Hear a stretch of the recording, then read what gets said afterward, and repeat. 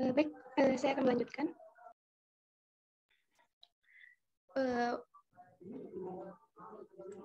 Selanjutnya yaitu identifikasi asam amino.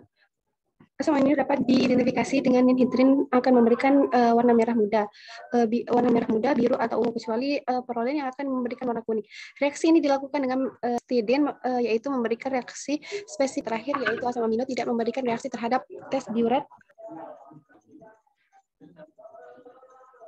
Dan bisa dilihat di layar. Next slide. Apakah terdengar, Zah? Untuk selanjutnya saya serahkan kepada Terima kasih kembali Saudari Zan disampaikan oleh Saudari Lonika. Kepadanya dipersilakan. Baiklah, di sini saya akan menjelaskan mengenai peptida. Next slide. Jadi apa itu peptida? Jadi peptida dari 2 ataupun lebih asam amino. Nah, jika molekul, maka ini dikatakan sebagai peptida. Sedangkan jika jumlah asam amino lebih dari 50 molekul, maka peptida juga terjadi jika atom nitrogen pada salah satu asam amino berikatan dengan gugus karboksil dari asam hormon antibiotik dan reseptor. Nah, suatu peptida ini juga merupakan amino ataupun lebih. Next slide.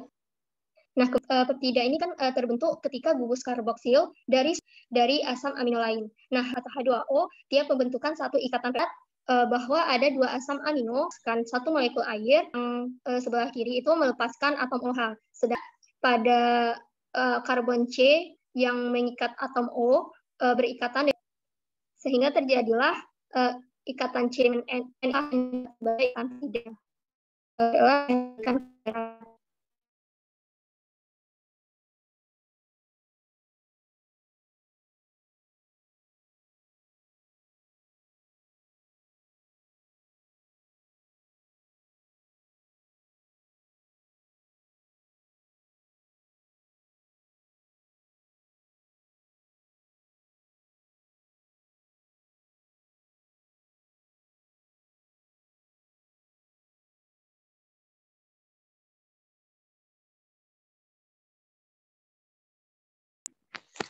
Iya, mohon maaf sebelumnya kendala jaringan tadi. Terima kasih kepada Saudari Lonika. Untuk materi selanjutnya padanya dipersilakan.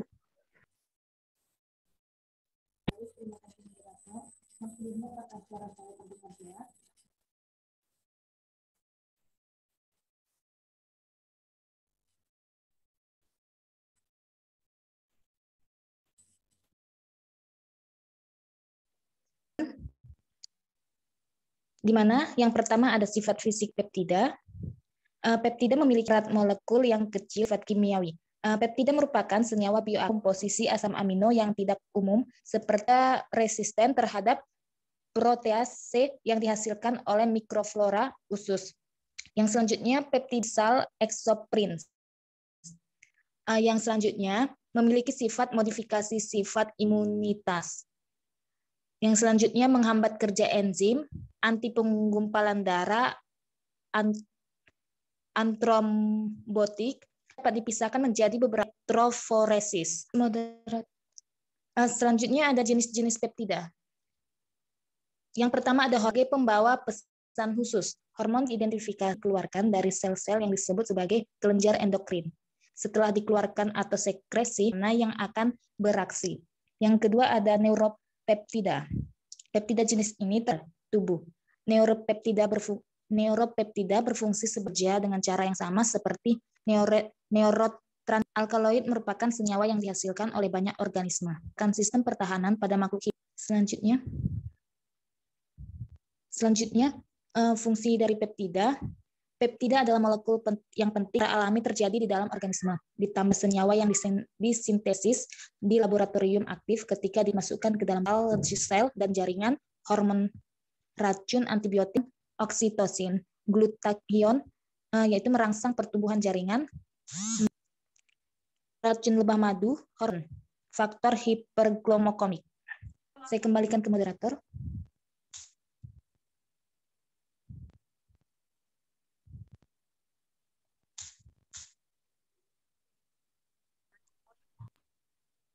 Iya, terima kasih. Selanjutnya akan disampaikan oleh Saudari Niza Ardila kepada.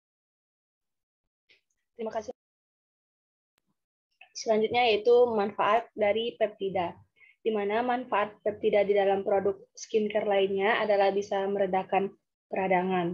Peptida juga bisa membantu meredakan peradangan, meratakan warna kulit, memperbaiki kulit yang rusak, dan menenangkan kulit. Beberapa jenis peptida memiliki sifat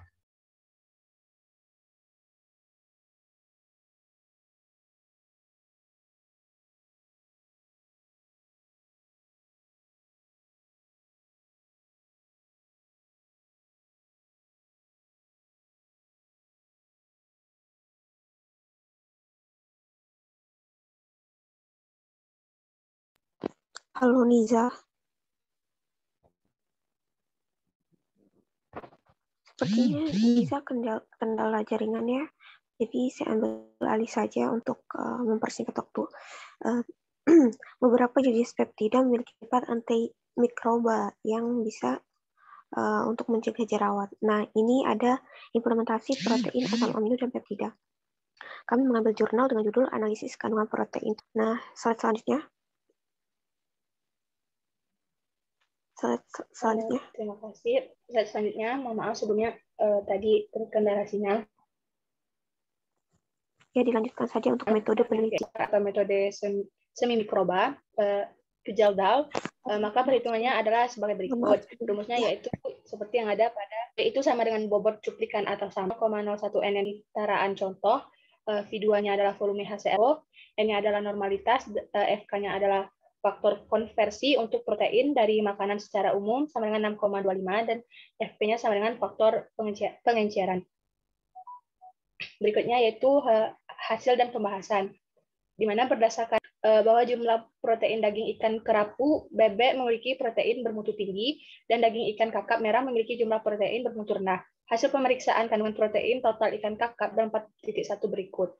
Baiklah, untuk data pengamatannya bisa dilihat pada tabel yang sudah ditampilkan pada PPT. Terima kasih, kembali ke moderator. Iya, mungkin hanya itu yang bisa kami sampaikan. Mungkin ada dari teman-teman sekalian yang mempunyai pertanyaan untuk kami. Kepadanya dipersilahkan. Silakan raise saja.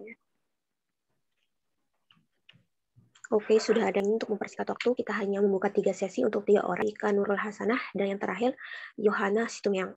Nah, untuk penanya pertama Muhammad Fikri, kepadanya dipersilahkan. Mungkin ke Saudari Tika saja dulu. Saya terakhiran saja. Ya sudah, untuk Saudari Vika. Kepadanya dipersilahkan. Baik, terima kasih Muhammad Fikri dan moderator Vika Nurul Hasanah. Di sini saya ingin bertanya, mengapa protein dalam darah dapat menjaga keseimbangan? Kembali untuk pertanyaannya. Selanjutnya, yaitu untuk Saudari Vika bisa ditulis ulang ya pertanyaannya biar teman-teman yang lain juga bisa. Yohana.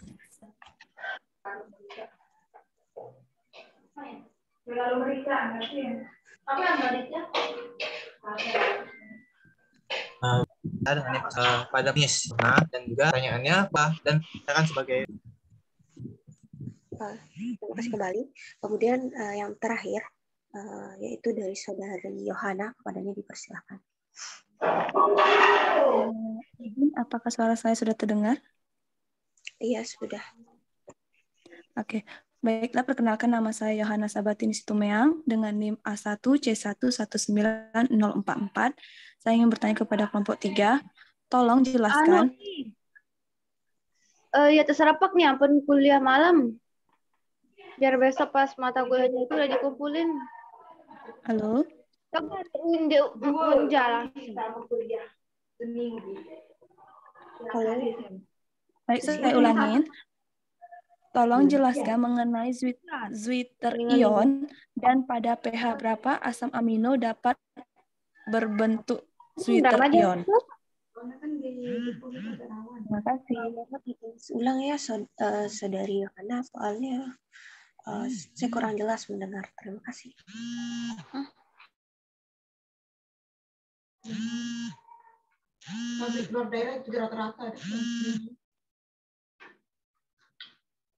Halo, Za, kenapa?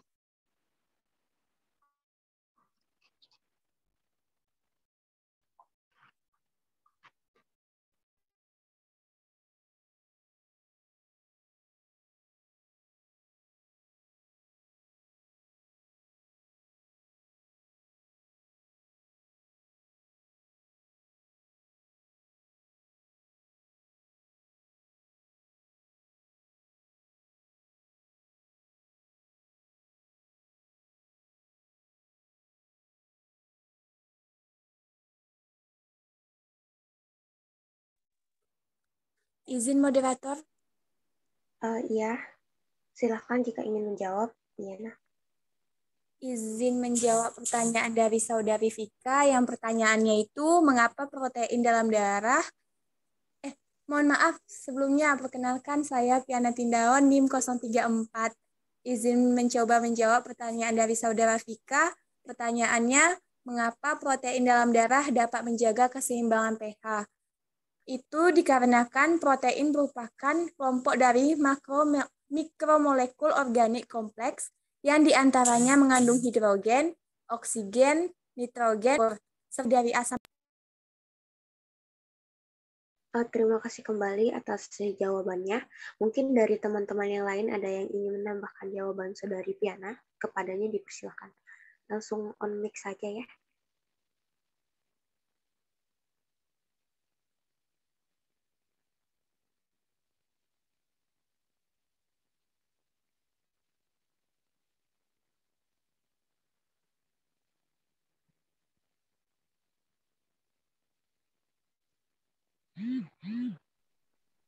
Izin menambahkan sedikit.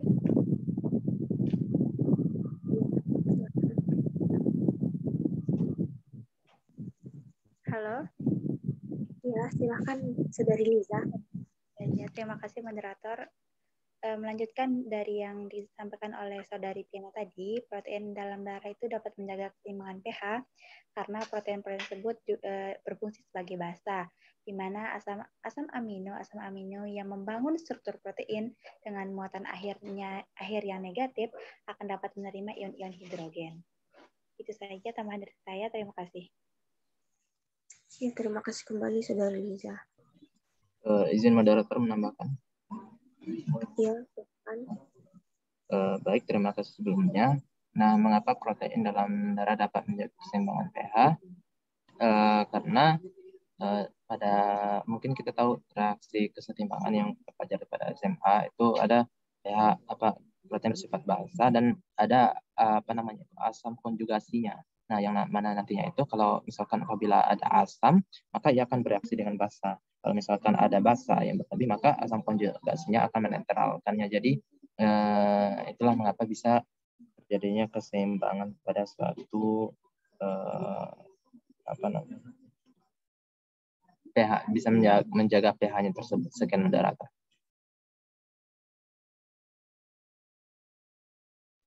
Iya, terima kasih atas tambahan jawabannya. Kemudian apakah masih ada yang ingin menambahkan dari teman-teman yang lain? Jika tidak ada, kita akan kembalikan ke Saudari penanya.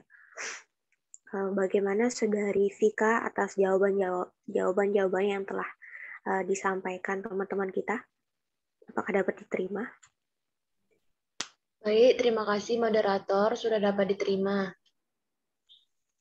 Iya, sama. Kemudian untuk pertanyaan selanjutnya dari kelompok 2, dari kelompok 3, apakah ada yang ingin menjawab? Izin menjawab pertanyaan dari Kak Yohana. Iya, silahkan. Isna. Pertanyaannya itu, jelaskan mengenai Zwitter ion dan pada pH berapa asam amino dapat berbentuk Zwitter ion.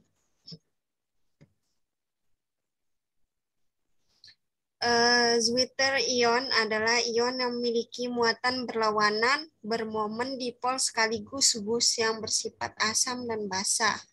Asam amino dapat membentuk Zwitter ion karena mengandung gugus karboksil COOH yang bersifat asam dan gugus amino NH2 yang bersifat basa. Zwitter ion dipolar merupakan ion yang memiliki muatan berlawanan, bermomen dipol sekaligus gugus yang bersifat asam dan basa. Asam amino mengandung dua gugus fungsional, yaitu gugus karboksil yang bersifat asam dan gugus amino yang bersifat basa. Pada pH netral, Zwitter ion akan bermuatan positif atau kation dan bermuatan negatif atau anion. Zwitter ion dapat berfungsi sebagai asam atau donor proton dan juga basa sebagai akseptor proton, sehingga asam amino bersifat amfoter dikarenakan asam amino memiliki gugus asam dan basa sekaligus. Maka asam amino dapat mengalami reaksi asam basa intramolekul membentuk ion dipolar atau Zwitter ion. Mungkin hanya itu jawaban saya. Terima kasih kepada Saudari Isna yang sudah menjawab pertanyaan dari Saudari Yohana. Mungkin dari teman-teman yang lain ada yang ingin menambahkan jawaban Saudari Isna. Kepadanya dipersilahkan.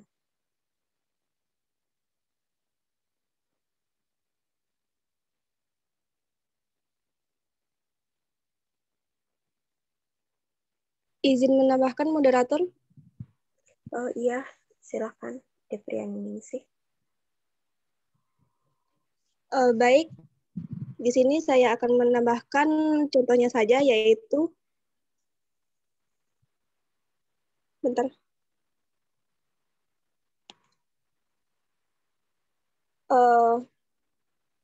contoh umum Zwitter ion yaitu asam amino yang memiliki gugus karboksil yang bersifat asam dan gugus amina yang bersifat basa. Beberapa alkaloid alami seperti psilocybin, asam lisergat, dan senyawa penyangga seperti Hepes, CATS, atau MOPS. Sebelumnya, nama saya Depriani Ningsih dengan NIM A1C1-20046. Sekian dari saya, moderator. Terima kasih. Iya, terima kasih kembali. Dari teman-teman yang lain, apakah masih ada yang ingin menambahkan? Jika tidak, saya serahkan kepada Saudari penanya, yaitu Saudari Yohana. Apakah sudah jelas dari pertanyaan, jawaban dari pertanyaan Anda? Baik, terima kasih moderator. Jawabannya sudah cukup jelas. Terima kasih. Terima kasih kembali. Untuk pertanyaan Saudara Fikri, saya akan mencoba menjawab ya dari pertanyaan Saudari Fikri. Dari literatur yang saya dapat, ternyata protein itu terbagi menjadi 3 macam, yaitu protein sempurna, protein kurang sempurna, protein tidak sempurna. Nah, kenapa dia dibagi seperti ini? Ini tuh tujuannya bukan tujuan sih, tapi lebih kayak berdasarkan gitu. Protein itu dibagi 3, yang seperti yang saya bilang itu, protein sempurna, kurang sempurna, dan tidak sempurna itu berdasarkan fungsinya. Nah, maksud dari protein sempurna itu sendiri adalah protein yang di dalamnya terkandung asam amino yang lengkap gitu. Contohnya kasein pada susu dan albumin pada putih telur gitu. Nah, protein sempurna ini pada umumnya terdapat pada protein hewan. Nah, yang kedua itu ada protein kurang sempurna. Protein kurang sempurna adalah protein yang asam aminonya itu lengkap, tetapi jumlah dari beberapa asam aminonya itu sedikit, sehingga kurang sempurna gitu untuk mencukupi pertumbuhan. Dia itu tidak mampu mencukupi pertumbuhan, tetapi dia itu dapat mempertahankan jaringan yang ada gitu. Contohnya itu protein pada legumin yang terdapat pada kacang-kacangan dan giladin pada gandum. Nah, yang terakhir itu yaitu protein tidak sempurna. Protein tidak sempurna ini adalah protein yang kurang atau tidak memiliki asam amino esensial ya. Protein tidak sempurna ini tak mampu mencukupi pertumbuhan dan mempertahankan jaringan yang telah ada sebelumnya. Contohnya itu zein yang terdapat pada jagung dan beberapa protein yang ada pada tumbuhan dan kacang-kacangan. Mungkin hanya itu jawaban dari saya. Jika ada yang ingin menambahkan, silakan dari teman-teman semua.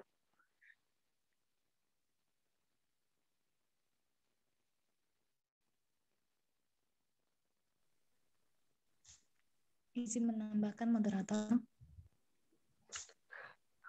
Iya, silakan. Baik, saya Anastasia Renata Hasibuan. Saya ingin sedikit menyimpulkan dari jawaban saudara bahwa protein sempurna dan tidak sempurna adalah dua jenis protein dalam makanan kita, di mana protein sempurna mengandung semua 9 asam amino esensial dalam sumber yang sama. Tetapi protein tidak sempurna tidak mengandung semua asam amino esensial dalam sumber yang sama.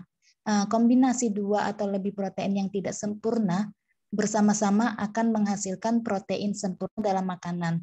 Di mana perbedaan utama antara protein sempurna dan tidak sempurna adalah suplemen asam amino esensial dalam makanan oleh masing-masing protein ini. Sekian moderator, terima kasih. Ya, terima kasih kembali Anastasia. Mungkin dari teman-teman yang lain ada yang ingin menambahkan? Karena jika tidak, saya serahkan kepada saudara penanya.